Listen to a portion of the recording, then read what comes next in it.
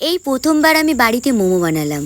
তো মোমো বানানোর জন্য আমি সব কিছু এদিকে রেডি করে নিয়েছি, আর ময়দাটাও আমি মাখিয়ে রেখে দিয়েছিলাম, যেটার ভিডিও স্কিপ নিতে আমি ভুলে গিয়েছিলাম।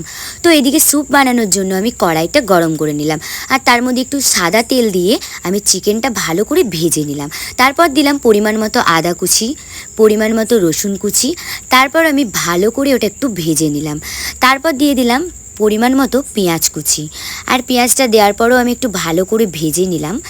আর তারপর দিলাম পরিমাণ মতো গাজর কুচি, পরিমাণ মতো বিনস তো ছিল না, তো এটা বরবটি ছিল। তো সব কিছু দেওয়ার পর ভালো মতো নেড়ে নিয়ে আমি দিয়ে দিলাম পরিমাণ মতো নুন, আর তারপর দিলাম গোলমরিচের গুঁড়ো। তারপর আমি ভালো করে নেড়ে নেওয়ার পর আমি দিয়ে দিলাম জল দেওয়ার পর আমি ওটা ঢাকা দিয়ে দিয়েছিলাম 10 মিনিট ফোটার জন্য। তারপর এদিকে আমি একটা পাত্রের মধ্যে চিকেনটা নিয়ে নিয়েছিলাম, যেটা আমি কিমা করে নিয়েছিলাম। তারপর আমি এদিকে পেঁয়াজ কুচি দিলাম, লঙ্কা কুচি দিলাম, আদা বাটা দিলাম, রসুন বাটা দিলাম। তারপর আমি পরিমাণ মতো নুন দিলাম, আর তারপর আমি পরিমাণ মতো দিলাম সাদা তেল, আর তারপর দিয়ে দিলাম গোলমরিচের গুঁড়ো। তারপর আমি পরিমাণ মতো জল দিয়ে দিয়েছিলাম, আর সবশেষে দিলাম স্বাদ হওয়ার জন্য একটু চিনি। তারপর এটা ভালোভাবে আমি মিক্স করে নিলাম, ওটা আমি রেখে দিয়েছিলাম। তারপর এদিকে স্যুপ বানানোর জন্য আমি একটা ডিম ভেঙে নিয়েছি, আর ডিমের সাদা অংশটা নিয়ে নিয়েছি। আর ডিমের সাদা অংশটা একটু একটু করে দিয়ে আর একটু একটু করে নেড়ে নিতে হবে, তাতে কি হয় স্যুপটা একটু খেতে ভালো লাগে।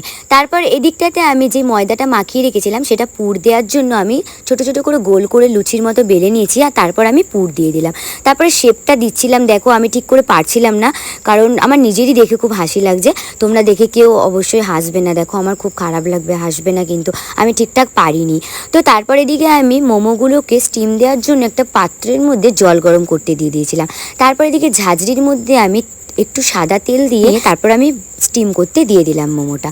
তারপরে এদিকটাতে আমি চাটনি বানানোর জন্য সাদা তেলের মধ্যে আমি আদা কুচি, রসুন কুচি, পেঁয়াজ কুচি আর টমেটো কুচি দিয়ে চাটনি বানিয়ে নিলাম। আর সব শেষে দেখো আমার কিন্তু হয়ে গেছে মোমো বানানো, আর তোমরা দেখে বলো কেমন লাগছে। আমি তো ভাবতেই পারিনি যে এত সুন্দর আমি বানাবো। খাওয়ার পর কিন্তু আমার খুবই ভালো লাগলো, পুরো দোকানের মতো লাগছিল। স্যুপটা একটু গোলমাল হয়ে গেছে, স্যুপটা একটু টেস্টি হয়নি, কিন্তু ভালো হয়েছে। আর চাটনিটা খুবই সুন্দর হয়েছিল। চাটনিটা কিন্তু আমাকে একটু মিক্সারে গ্রাইন্ড করতে হতো, যেটা আমি করিনি, তাও ভালো হয়েছিল। তো তোমরা সবাই কমেন্ট করে বলো কেমন হয়েছে।